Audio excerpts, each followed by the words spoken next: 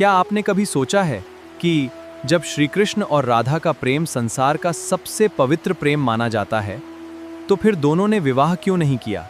आखिर ऐसा क्या था राधा और कृष्ण के रिश्ते में जो विवाह से भी कहीं बड़ा बन गया?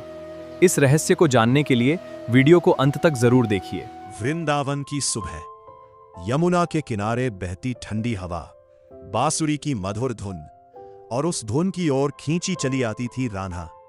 जब भी कृष्ण बांसुरी बजाते तो ऐसा लगता मानो पूरा ब्रज थम गया हो। पेड़ झूमने लगते, पक्षी चहचहाना भूल जाते और राधा की आंखों में बस कृष्ण ही दिखाई देते। उनका प्रेम किसी बंधन का मोहताज नहीं था, वो आत्मा का प्रेम था, जहां शब्दों की नहीं, सिर्फ अनुभूति की जरूरत होती है। लेकिन समय हमेशा एक जैसा नहीं रहता। एक दिन कंस के अत्याचारों को समाप्त करने का समय आ गया। कृष्ण को वृंदावन छोड़कर मथुरा जाना पड़ा। जाने से पहले कृष्ण ने एक बार पीछे मुड़कर देखा। राधा दूर खड़ी थी। दोनों की आंखें मिली, पर होठों से एक भी शब्द नहीं निकला, क्योंकि कभी-कभी सबसे गहरे प्रेम को शब्दों की जरूरत नहीं होती। कृष्ण मथुरा चले गए। उसके बाद उन्होंने अत्याचार का अंत किया, धर्म की स्थापना की, द्वारका बसाई और जीवन में अनेक राजकीय उत्तरदायित्व निभाए। लेकिन लोगों के मन में एक प्रश्न हमेशा रहा, अगर कृष्ण राधा से इतना प्रेम करते थे तो उन्होंने विवाह क्यों नहीं किया? इस प्रश्न का उत्तर केवल इतिहास में नहीं, आध्यात्मिक दर्शन में छिपा है। लोकप्रिय वैष्णव परंपराओं में कहा जाता है कि राधा और कृष्ण दो अलग अलग नहीं थे।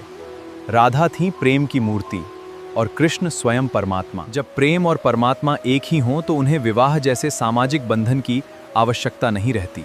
विवाह दो व्यक्तियों का है, लेकिन राधा और कृष्ण तो पहले से ही एक थे। उनका संबंध संसार को ये सिखाने आया था कि सच्चा प्रेम अधिकार नहीं मांगता, सच्चा प्रेम साथ रहने से नहीं, दिल में बसने से अमर होता है। इसीलिए कृष्ण भले ही वृंदावन से दूर चले गए, लेकिन राधा कभी उनके हृदय से दूर नहीं हुई।